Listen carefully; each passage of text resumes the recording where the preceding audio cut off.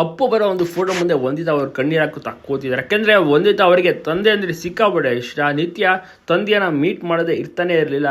ವಂದಿತಾ ಅವರು ಎಷ್ಟೇ ಬ್ಯುಸಿ ಇರಲಿ, ಎಷ್ಟೇ ಒಂದು ಲೇಟಾಗಿ ಬಂದರೂ ಕೂಡ ವಂದಿತಾ ಅವರು ತಂದೆಯನ್ನು ಮಾತನಾಡಿಸಿ ಮಲ್ಕೋತಾ ಇದ್ರು. ಸೊ ಅಷ್ಟೇ ಮಟ್ಟಿಗೆ ಕ್ಲೋಸ್ ಆಗಿದ್ದಂಥವ್ರಿಗೆ ಒಂದು 2-3 ವರ್ಷಗಳು ಕಳೆದ ಹೋಯಿತು.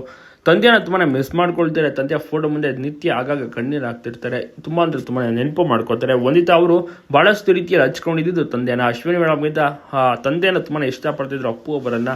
ಸೊ ಹೀಗಾಗಿ ಅಪ್ಪು ಅವರನ್ನು ತುಂಬಾ ಮಿಸ್ ಮಾಡ್ಕೊಳ್ತಾರೆ. ಅಪ್ಪು ಇರಬೇಕಾಗಿತ್ತು. ಈಗ ಭಾಳಷ್ಟು ರೀತಿಯಲ್ಲಿ ಬದಲಾವಣೆಗಳು ಸಿನಿಮಾ ಇಂಡಸ್ಟ್ರಿಯಲ್ಲಿ ಆಗೋದು, ಒಳ್ಳೆ ಸಿನಿಮಾಗಳು ಬಂದಿರೋದು, ಸಾಕಷ್ಟು ಒಳ್ಳೆ ಕೆಲಸಗಳನ್ನು ಸಹ ಮಾಡಿರೋರು. ಆದರೆ ತಂದೆನ ತುಂಬಾ ನೆನಪು ಮಾಡ್ಕೊಳ್ತಾರೆ, ಮಿಸ್ ಮಾಡ್ಕೊಳ್ತಾರೆ. ಅದೇ ರೀತಿ ಅಶ್ವಿನಿ ಮೇಡಮ್ ಅವರು ಕೂಡ ಅಷ್ಟೇ.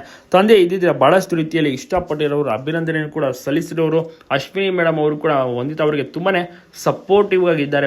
ಜೊತೆಗೆ ಬಹಳಷ್ಟು ರೀತಿಯಲ್ಲಿ ಸಮಾಧಾನ ಮಾಡುವುದು, ಸಾಂತ್ವನ ಹೇಳುವುದು ಎಲ್ಲವನ್ನೂ ಕೂಡ ಮಾಡ್ತಿರ್ತಾರೆ.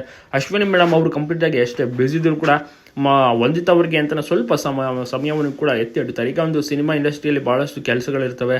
ನಂತರ ಒಂದು ಸಿನಿಮಾಗಳು ಕೂಡ ರಿಲೀಸ್ ಆಗ್ತಿಲ್ಲ. ಅದರ ಒಂದು ಕೆಲಸಗಳಲ್ಲಿ ಕಂಪ್ಲೀಟಾಗಿ ವಂದಿತಾ ಮತ್ತು ಅಶ್ವಿನಿ ಮೇಡಮ್ ಬ್ಯುಸಿ ಆಗಿಬಿಟ್ಟಿದ್ದಾರೆ. ವಂದಿತಾ ಅವರು ಕಾಲೇಜ್ ಡೇಸ್ನಲ್ಲೂ ಕೂಡ ಕಂಪ್ಲೀಟಾಗಿ ಬ್ಯುಸಿ ಆಗಿದ್ದಾರೆ. ಅವರು ವ್ಯಾಸಂಗ ಮಾಡ್ತಿರೋದು ಶಾಲೆಯಲ್ಲಿ. ಹೀಗಾಗಿ ಅವರು ಕೂಡ ಬ್ಯುಸಿ ಆಗಿಬಿಟ್ಟಿದ್ದಾರೆ. ಫ್ರೀ ಟೈಮ್ ಇದ್ದಾಗಲೆಲ್ಲ ಅಶ್ವಿನಿ ಮೇಡಮ್ ಮತ್ತು ವಂದಿತಾ ಮನೆಯಲ್ಲಿ ಒಟ್ಟಿಗೆ ಸಮಯವನ್ನು ಕೂಡ ಕಳೀತಾರೆ.